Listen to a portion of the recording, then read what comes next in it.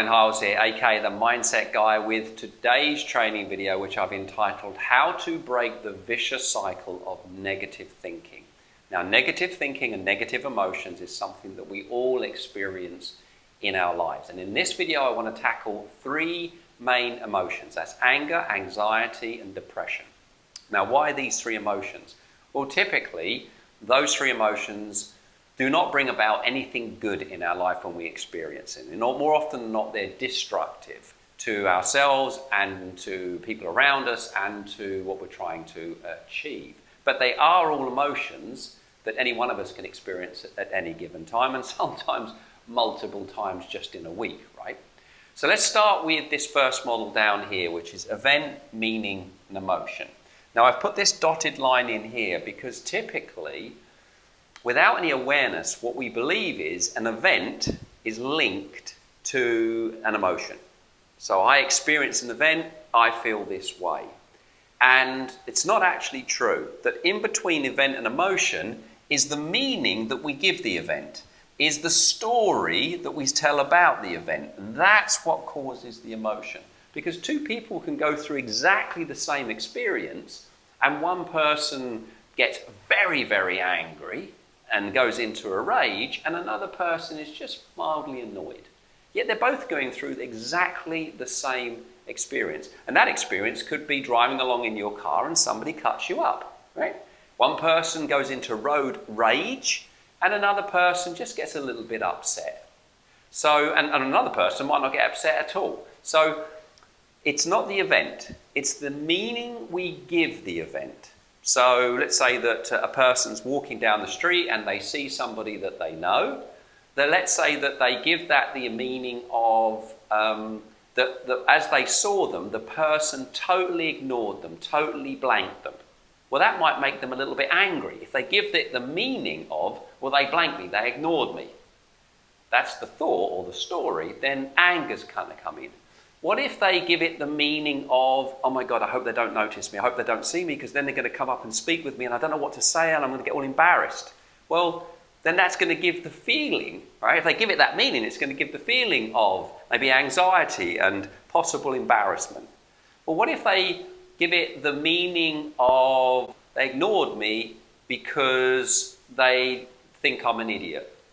They think I'm the biggest idiot on the planet. That's why they don't want to speak with me. I'm not cool. Well, that's probably going to bring about more sadness and depression and low self-esteem. So, same event, but depending on the meaning that an individual gives the event, it's going to really affect the emotion that they experience and also the intensity of the emotions that they experience. Right? So, let's look at the vicious cycle model, because when we zoom out and look at the component parts, we can start to get more awareness of actually what's going on. So this is this model up here. So thoughts, feelings, behaviours, the three parts of the vicious cycle. And over here I've put anger, anxiety and depression or depressed in terms of feelings. Now if we work backwards, for every behaviour there's a feeling that sits just under it. And the feeling is the effect of the cause, which is the thoughts and the story that we tell about what's happened. So it works this way, and typically in terms of conscious to unconscious, we're more consciously aware of what we do and the actions that we take, but we are much more subconscious as we come further around here. So a little bit more aware of feelings, but not often aware of the thought, the thinking, the belief, the story, paradigm, whatever the word you want to use, is behind the feeling. So the goal is to be aware of what's going on. So let's just look at this. Let's choose anger, all right? Anger.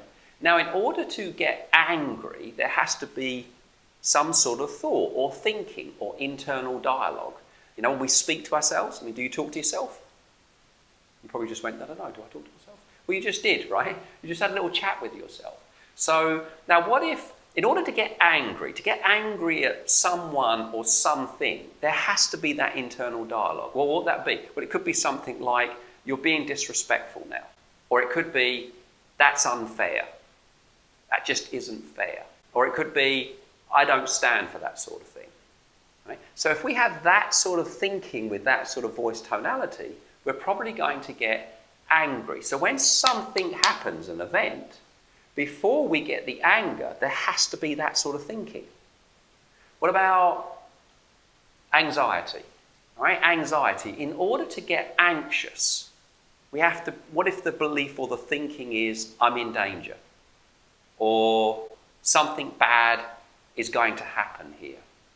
Or I'm not going to be able to cope? See, if in order to get the feeling, there has to be the thought. So event happens, what's the thought that causes the thinking? And the event could be something I'm just imagining. It may have nothing to do with the actual reality, just I'm imagining it going wrong or me not being able to cope or putting myself in some sort of danger. What about depressed or depression? In order to get depressed, what would the thinking have to be? Right? It's got to be something like, well, there's no hope, or I haven't got a great future ahead of me, or nothing's going to change. Right? It's all bad. I'm hopeless, useless, worthless. Any of this type of thinking is going to bring about feelings of depression. Okay? So, working backwards, we have a behaviour, then we have a feeling, and then we have a thought.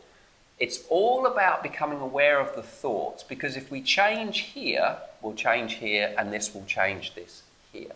So being aware of the thinking. So how are we going to do that? Well, let's look at a simple little model and a way of applying what I've just been talking about in order to break out of the vicious cycle or step out of the vicious cycle, negative cycle. So here we go.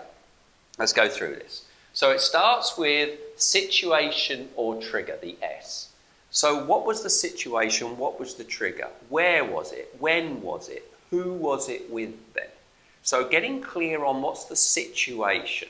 Now it may be a once-off situation. It may be a situation that you find, like every time you meet someone in particular, you experience very similar emotions. So it's with the same individual or the same situation. So that's the first thing. Secondly then, well, what thoughts or images or stories did you tell over what happened, the trigger or the event? So what was the thinking behind it? Becoming aware of what did you actually think? What were the images? What did you actually say to yourself or maybe out loud? All right, that's the thought. Then we've got what emotions did you experience? What specific emotions? And as you list these out, write down the intensity, maybe 1 to 100. So, 100% intensity, very high intensity, or 1% intensity. So where was it on the intensity scale? Because you don't always experience exactly the same level of intensity. So then we've got physical act. What did you actually do then as you experienced the emotion? So if you were a fly on the wall, what would you have seen? What would you have observed that would have that you actually did? All right, so if it's anger, maybe you shouted at somebody. Maybe it even turned quite physical. Maybe you withdrew and you went quiet. You didn't say anything. It was just bubbling up inside. What did you do if maybe it was depression? Maybe you woke up in the morning and you just pulled the covers over your head and you just wanted to go, back to sleep or not get out there in the big wide world because it's a bad bad world. What about anxiety? Once again, maybe you withdrew, went quiet. Maybe when you get anxious and scared, you do some kind of distraction. You go eat what you shouldn't, or drink what you shouldn't, or take what you shouldn't in the form of drugs, or you do something like that that gets you out of feeling bad into feeling good. And that might be true for all of these, by the way, not just anxiety. These are self-medication techniques that we're all guilty of to varying degrees, right? A quick way to get ourselves out of feeling bad and into feeling good is to self-medicate in some way. So, if you were a fly on the wall, what would you observe? Do you go to the fridge? No? Do you grab a beer? What do you do? What do you do specifically? Okay. Now, sometimes I've found when working with this model that it's actually better to work backwards. So you start with a situational trigger. What was the event? And then you can come down to what did you actually do? And then work backwards into what was the feeling, what was the thought, because typically this is more conscious, as I said, this is more subconscious. So by working backwards, it's like you peel another layer of the onion, you peel another layer of the onion, you peel another layer of the onion. And once you get to the thought, what was the thought? This is the thing then you can begin to change. Now, awareness is curative. The more you become aware of how these thoughts flying through your head, in a split second are causing the feeling, the more chance you've got of actually controlling them.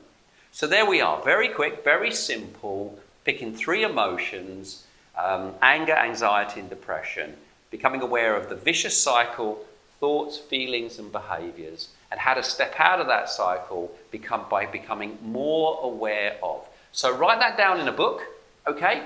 And just take the last time you got angry, upset, annoyed, depressed, anxious, just think about that last time and then run it past that model, become aware of what was the thinking, and then think of what could you think differently. So to go back to my example of those individuals in the street, it could be that more of a useful way was, well, maybe they just didn't see me, and if they'd have seen me, it'd be fine. Or maybe useful is, if anyone comes up to me, I can easily think about how to build rapport and think of things to say. So something a bit more empowering, something a bit more powerful, rather than negative or more positive. Okay, so there we are.